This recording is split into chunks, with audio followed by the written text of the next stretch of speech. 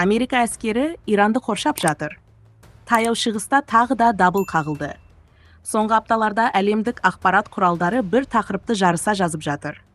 Америка әскері Иранды жан-жақтан әскери тұрғыда қоршай бастады деген мәліметтер көбейді. Бұл жай ғана жаттығу ма, әлде үлкен соғыстың алдындағы дайындық па? Әлемді алаңдатқан сұрақ дәл осы. Парсы шығанағында ақш-тың әскери кемелері бұрынғыдан да көбейді. Авианосецтер, зымыран жойғыш кемелер, барлау ұшақтары тәулік бойы қозғалыста.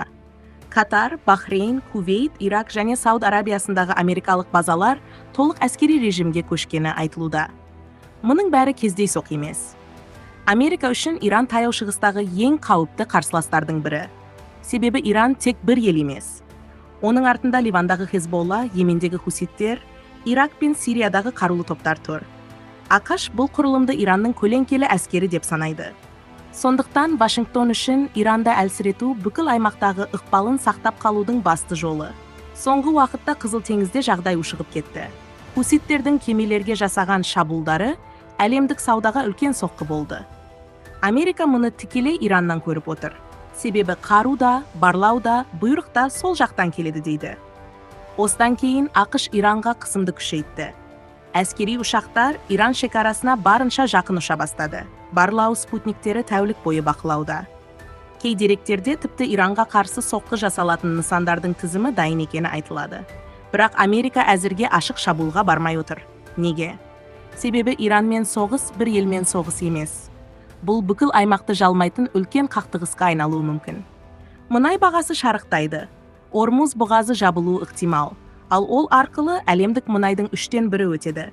Егер бұғаз жабылса, жаһандық экономика ауыр соққы алады. Иран да қарап отырған жоқ. Олар баллистикалық зымырандарын, дрондарын, әуе қорғанысын толық дайындыққа көшірді. Ел басшылығы ашық мәлімдеме жасады.